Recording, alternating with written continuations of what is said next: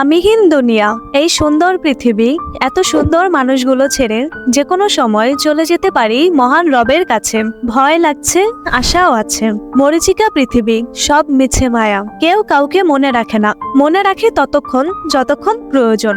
কবরে রেখে আসার পর সবাই ধীরে ধীরে ভুলে যায়। মাঝে মাঝে নিজেকে কবরে কল্পনা করে আমিহীন বাইরের দুনিয়াটা কল্পনা করি। দেখি সবই ঠিকঠাক চলছে, আমার জন্য কিছুই থেমে নেই। অফিসে আমার চেয়ারটাও খালি নেই, খালি নেই বাসার বিছানাটা, খালি নেই যাদের মনে যতটুকু ছিলাম সেই জায়গাগুলো। সবই দখল হয়ে গেছে। আমার রেখে যাওয়া সম্পদ সবাই ভাগ করে ভোগ করছে। আমিহীন দুনিয়া বেশ ভালোই আছে, কিন্তু কেউ জানে না আমি কেমন আছি। প্রতিটি প্রাণী মৃত্যুর স্বাদ গ্রহণ করবে, আর অবশ্যই কিয়ামতের দিনে তাদের প্রতিদান পরিপূর্ণভাবে দেয়া হবে। সুতরাং যাকে জাহান্নাম থেকে দূরে রাখা হবে এবং জান্নাতে প্রবেশ করানো হবে, সেই সফলতা পাবে। আর দুনিয়ার জীবন শুধুই ধোঁকার সামগ্রী। সূরা আলে ইমরান আয়াত 185।